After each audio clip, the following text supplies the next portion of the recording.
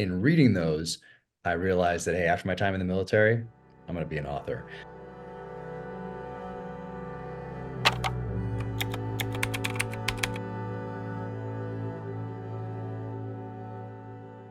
It's all about the work because it's certainly not going to happen if you don't do the work. It might not happen even if you do, but it certainly won't if you don't do the work. So the first thing I needed to do was actually write the book. And then, yeah, randomly, my friend Jared Shaw calls me out of the blue. And I hadn't talked to him for about 5 years. And we were SEALs together and called me and said that he'd always wanted to call me and say thank you for something I did to him in the SEAL team for him in the SEAL teams.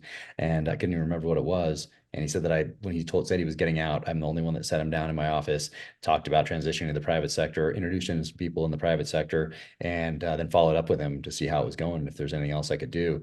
And so he said, thank you. And I'm like, no problem. How's it going? And he said, I heard you have a book coming out. And I said, yeah, it comes out in about 6, 7, 8 months, something like that. And I can send you a galley copy, which is like an early edition for reviewers and stuff like that. So I said, yeah, I can send that to you if you want to check it out. And he said, I'd like that, but I'd like to give it to a friend of mine. And I said, no problem. Who's that? And he said, Chris Pratt, which was great for me because that's who I had envisioned playing the role and bringing James Reese, my character, to life. And then about the same time, a little bit after, another friend gave a copy to Antoine Fuqua, and I had no idea that I had a connection to either one of those people. And then they both wanted it at the same time, and they'd worked together on Magnificent Seven, so they called each other, worked it out. Now we're all a team and dear friends, and I just couldn't ask for a better group of people to be working on this project with. So I don't know if that's manifesting or that's just, but if I hadn't talked to Jared, my friend Jared Shaw, who's now a writer, actor, executive producer, and technical advisor on the show, if I hadn't talked to him back in the day, back in the SEAL teams, then Chris would maybe not know that I even exist still. The other part of that too is like a lot of unknown riders, they can feel like they're getting all the favors, but that's a big win for everyone involved. Like what this show became. It's a great show for Chris and Antoine and your friend Jared as well. Yep, no, and Max Adams is a writer on the show, former Army Ranger, amazing guy. So we have an incredible team, and it's like the kind of like the brain trust of the project. And we're all super tight. And I was just with them over in Budapest, the whole team, right before I was in Normandy for the D-Day 80th anniversary commemoration events. I'll be going back there after book tour and continue filming this thing, and then move into post production and make it the best show we possibly can. So yeah, I feel extremely fortunate. I don't leak stories, Miss Baranek. Certainly not to people who criticize our work. I don't criticize your work. I question your assignments.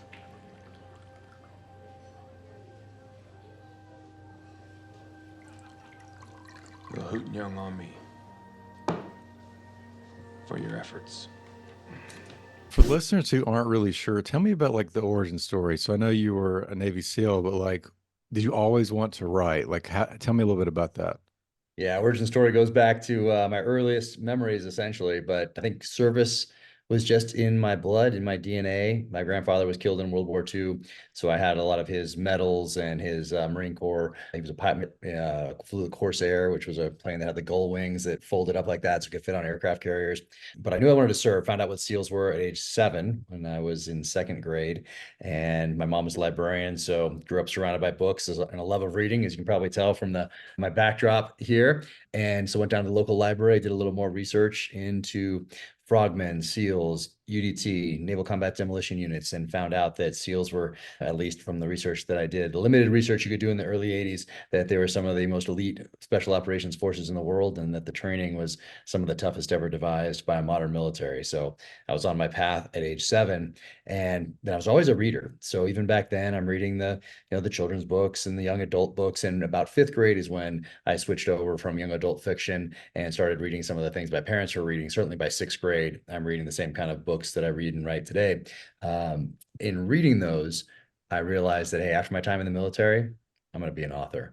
I just loved escaping into the magic in those pages. And I'm reading Tom Clancy, and I'm reading Nelson DeMille and David Morrell and AJ Quinnell and JC Pollock and Mark Golden and Louis L'Amour, Jack Higgins, all these guys that are essentially became my professors in the art of storytelling, even though I didn't look at it that way back then, but they were laying this foundation. And I was reading those books, not because I wanted to learn how they did it or anything like that. It was just because of the magic in those pages. So I come at it from the fan perspective, from the reader perspective, and just knew that after my time in the military, I would write. So at the same time, my whole life, I'm reading nonfiction, anything I can find on military, special operations, terrorism, insurgencies, counterinsurgencies, anything that's going to make me a better operator and leader in the military. I was reading that those things at a very young age and continue to read those things today. Also reading all that fiction at a very early age and continue to read that stuff today as well, though not as much as I used to because now I'm writing. So now it's mostly research for these novels, but origin story goes back all the way back then. So I just kept my eye focused on both being a SEAL, serving my country, and then also knowing that after I would write. So I think I prepared myself as good as one possibly could, I think, for both professions. I've heard you say before you kind of you kept it a secret from your other, SEAL members for a time. Did you do anything during that time? Were you writing some fiction? Were you keeping a journal? Anything like that? Nope. I was reading, constantly reading. So kind of like Quentin Tarantino comes at making films from the fan perspective. So I think that kind of worked out the same way for me, or a similar way anyway, because I'm always reading. So I knew what I liked, what I didn't like, what worked. So it all became a part of my experience, just all became a part of who I am. So, but no, I wasn't writing fiction or anything like that. I was just constantly reading. And I didn't start writing until I got out in 2016, and in December of 2014, that's when I'm at a training command. I'm not taking guys downrange anymore, so I don't feel this need to spend every waking and probably sleeping second focused on them and on the mission, because I never didn't want to leave anything on the table. I didn't want to come home after a deployment or after a mission and wonder if there was something that I could have done more, if there was any additional work I could have put in that would have changed the outcome downrange or made me a better decision maker under fire. So everything was really focused on training, physical training, tactical training, education, professional development, anything I could possibly do to make me a better SEAL. That's what I was doing. So that changed as I got closer to the end. And when you get out of the military, for those listening, they know your job becomes to get out of the military and going to medical and dental and transition assistance program, whatever it's called. Anyway, you have to check off a lot of boxes and get a lot of things signed, turn in gear, that sort of thing. And to do all those things, you had to stand in line back then to make your appointment and then go back. So there's a lot of, you just go in a different pile, and they're kind of like, for your last year, just try to get out of this gigantic bureaucracy, essentially. So that's why I had some time for the first time as well. So I started writing. Any other specifics that you might tell novice fiction writers? Any advice about either breaking in or finding a way to market themselves or tell their own stories that way?